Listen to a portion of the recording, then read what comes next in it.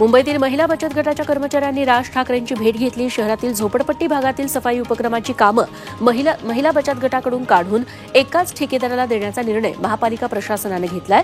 यामुळे मुंबईतील सुमारे 839 महिला बचत गटातील हजारो कुटुंबांवर बेकारीची कुऱ्हाड कोसळणार आहे। त्यासाठी ही भेट होती। मुंबईतील मुलुंडमध्ये अजित पवार गटाने रिक्षाचालकांना हार घालून निषेध व्यक्त केला। मीटरप्रमाणे भाडं न घेता रिक्षाचालक अवाजवी भाडं आकारतात, त्यामुळे त्यांना हार घालून समज देण्यात आली। असे प्रकार थांबले नाहीत तर वाहतूक पोलिसांच्याही गळ्यात हार घातला जाईल असा इशारा महिला कार्यकर्त्यांनी दिला।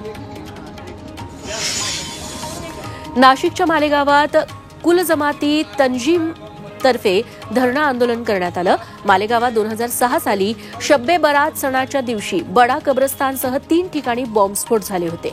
18 वर्ष होऊनही यातील मुख्य आरोपींना सरकार पकडू शकलेलं नाही। या प्रकरणातील खऱ्या आरोपींना पकडून न्याय द्यावा। अमृत नोनी आर्थो प्लस, ये एक प्रूवन फॉर्मूला है। इसमें मौजूद नोनी फल के गुण और आयुर्वेदिक जड़ी बूटियां शरीर को जरूरी पोषक तत्व देने के साथ साथ हड्डियों और जोड़ों के घिसने, उनमें होने वाले सूजन और दर्द को रोकने में मदद करता है। दर्द मुक्त जीवन के लिए अमृत नोनी ऑर्थो प्लस अशी मागणी करण्यात आली।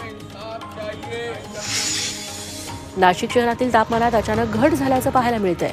शहरात 10 अंश सेल्सिअस तापमानाची नोंद झाली, त्यामुळे नाशिककरांना हुडहुडी भरली आहे। संपूर्ण राज्यातल्याच अनेक जिल्ह्यांमध्ये सध्या पारा खाली गेलाय।